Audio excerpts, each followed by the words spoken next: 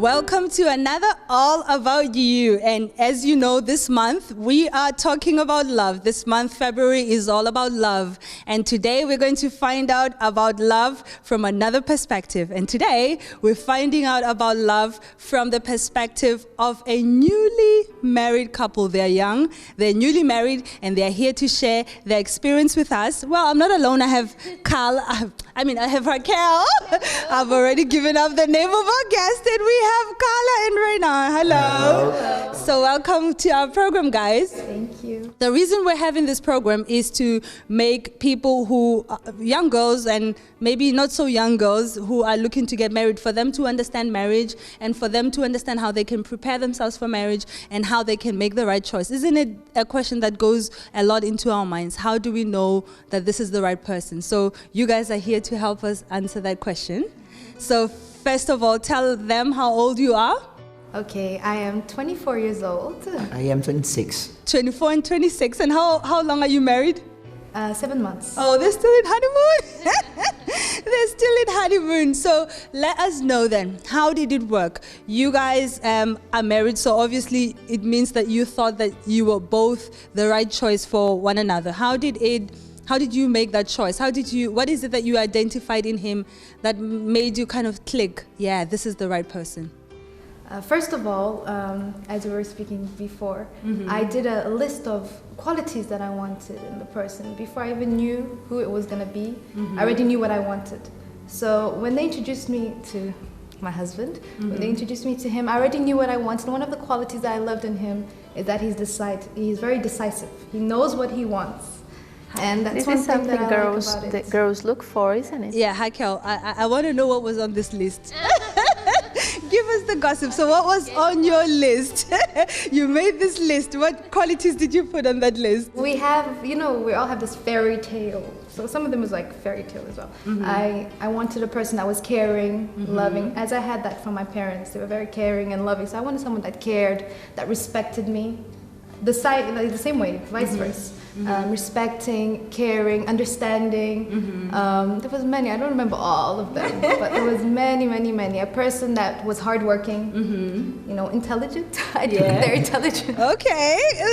So you see, very interesting, because you set up some standards. You said, I'm not going to go lower than that. I'm not going to accept someone who does not respect me. Yes. I'm not going to accept someone who doesn't care for me. So this is something very important, because many girls nowadays, they don't see this kind of quality on the partner or the person they are looking at, but they still think, but I can fix this later on. It's going to work anyway. And this is not intelligent, isn't it? It can bring a lot of problems. Yes, and or sometimes they don't even think. They don't go into depth to prepare themselves to kind of think, what sort of person will fit with me? So first of all, they don't know themselves. They don't know exactly what they want. And they don't know how to define or how to spot the person or the qualities in that person that they want. So if you don't prepare yourself, if you don't study yourself, if you don't reflect, you don't, come inside of yourself and think, okay, so I'm a quiet person. I don't want another quiet person next to me, or I like quiet people next to me. I don't like loud people. So you need to think a lot more in detail about what you want. And many people rely on chemistry. That's all they rely on to make a choice. It's like, I met him, that's all you think. No, it's going to be love at first sight. Love at first sight only in Hollywood, only in movies, and that's fiction. That's not real life, right? So they think, oh, I looked at him, there was a spark, I like the way he looks, but they don't think in detail about how that person fits in. So what about you, Renan? What was it? I got interested about her, not because I saw her. She's very beautiful, I know, but not when I saw her, but Say when that I on heard. camera, please. Yeah, when I heard about her, I heard a lot about her. I have wonderful reference about her, how she was, hardworking, and she used to cook very well, and she had character. She was, very decent, and all these things called my attention. It was not her appearance, but the things I was hearing about her. And when I decided to speak to her, she she kept herself. She didn't jump to the gold pot. She was not desperate. Yeah. She was not desperate for her love life. She was not anxious about it. And this was something that called my attention. She was not looking for. She was believing that in the right moment that would happen. It reminds me of what Ellie and Louis were saying in last our week, past isn't programs, it? yeah. They said it's that question mark, right? That famous question mark. And this is something so easy. Yeah, when she becomes the prey. Yes, and many girls, this is where they commit the mistake, because in the first moment when the guy just come and say, hi, hello, I would like to talk to you, I've been noticing you, they already melt. Yeah. Say, okay, when can we go out? When can we do something? When can we kiss for the first time? Like, you go out with someone, girls, learn to value yourself. You go out with someone, he comes in and he's like, no, not today, you don't know me, you're a stranger. And instead of pushing them away, you make them feel interested about you, because right? when he comes in and you say, no, you're still a stranger, I need to get to know you more, what do you think he's going to do? He's going to make an effort for you to get to know him, because you're making him interested, and that's what many girls lack. And one of the things that you mentioned that I really, really agree with, and I think it's very good, is that you didn't just rely on your own judgment. You had references. So when you spotted that you had an interest in her, it was not only your own judgment that you took into consideration, but you found out what other people thought about her to see if what you think matches what she truly is. Because sometimes you may be deceived. You may think, oh, this person is like this person is sweet, this person is very outgoing, and then you speak to other people who know that person very well and they tell you a different story. So use references a lot. When you like someone, when you get an interest, find references. This program is flying by. We're going to go for a break, and after we come back from the break, we're going to ask them how marriage is. So when they moved in together, was it truly love? Was it truly love at first sight? Was it everything that they imagined? They're going to tell us how marriage truly is after this break, so stay tuned.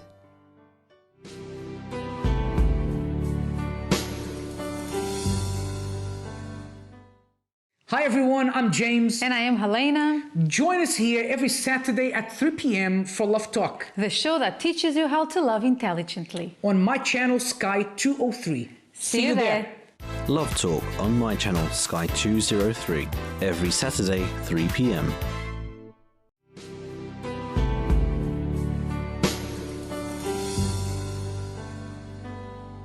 So we're back, and we're going to get the gossip from our newlyweds, Carla and Renan.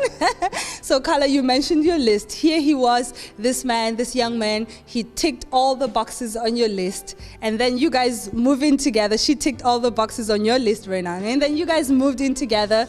Was it all smooth sailing? Tell us how it was initially. Of course, honeymoon doesn't count, right? But you guys are still in honeymoon, but honeymoon doesn't count. The first few days don't count because we're all blinded. But when you start getting to know one another better, when you start invading each other's space, how has that been?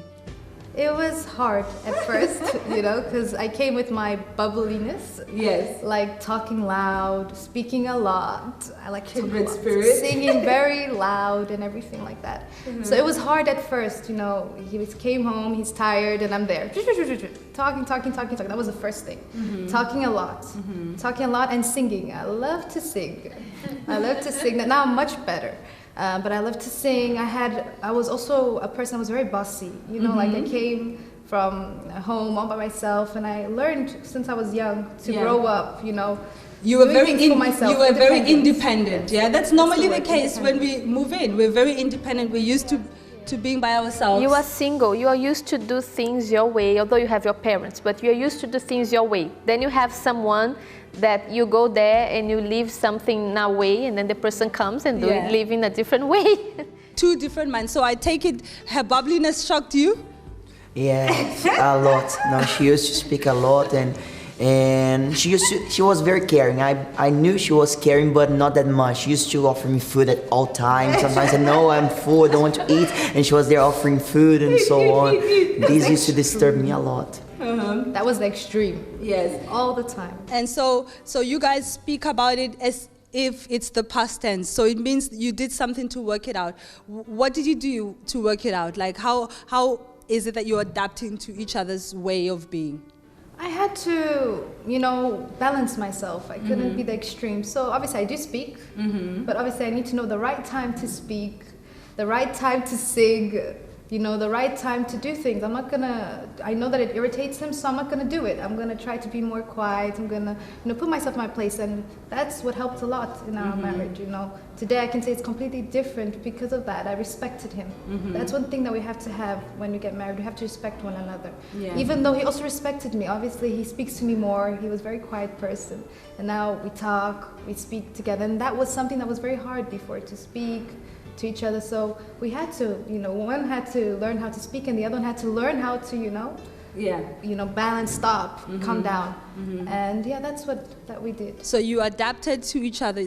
Both of you kind of sacrificed, right? One let go and the other came out of his shell, and you met each other halfway. And that's something that's very important about marriage, and something that you need to realize. Maybe you are newly married and you're frustrated and you're thinking, well, he's nothing I thought him to be. He looked like, when we were dating, he would speak, but now he's quiet. He looked so good, and now he's not the way that I thought. That's obviously that is natural. When you move in with someone, you're never going to get to know a person 100% until you fully integrate with that person, which means until you live with each other. So once you get married, that's when you really truly begin to know each other. And for that marriage to work, two key things need to happen. First of all, you need to communicate, right? You need to be able to communicate your needs. You need to be able to tell the other person what is it that you need in order for that marriage to be happy, in order for that marriage for you guys to coexist properly. And also, you need to learn to listen, right? Communication works both ways. So you talk and you also learn to listen. So you need to learn to listen to the needs of the other person.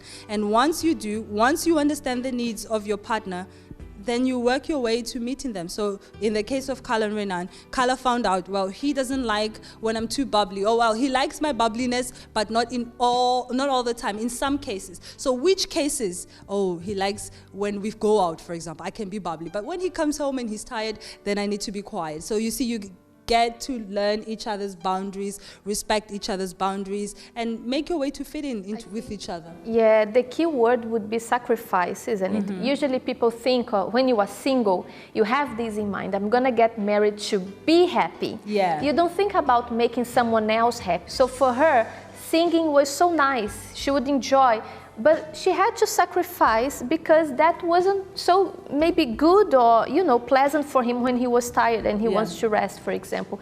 So marriage is about sacrifice as well. It's about you learning how to respect the other person, how to adapt yourself to the other person, how to sacrifice your will sometimes for the other person. Yes. Otherwise, it's going to be always one side wants to be happy and the other side wants to be happy, and then you end up no one is happy at all. Yeah. We need to remove from Hollywood the idea that we need to remove from our minds the idea that Hollywood puts in our minds about love. Because for me, I struggled a lot initially in my marriage because I expected my marriage to be like the romantic films that I watched. Truly, this is not a joke. I truly expected my marriage to be like that. That was the example that I brought in.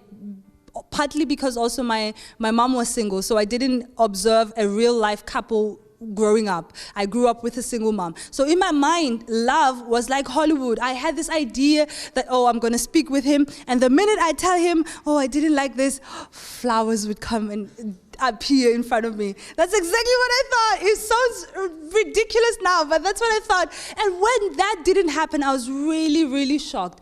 So what you're saying, this is precious advice. Marriage is not about being made happy, because Hollywood makes you think that it makes you self-centered in love. It makes you focus on yourself in love. It makes you focus on your needs. I want him to be like this. I want him to be like that. And he must be like that. And when he's not like that, you get frustrated. But love is about giving. Love is about sacrifice. Sacrifice is about giving.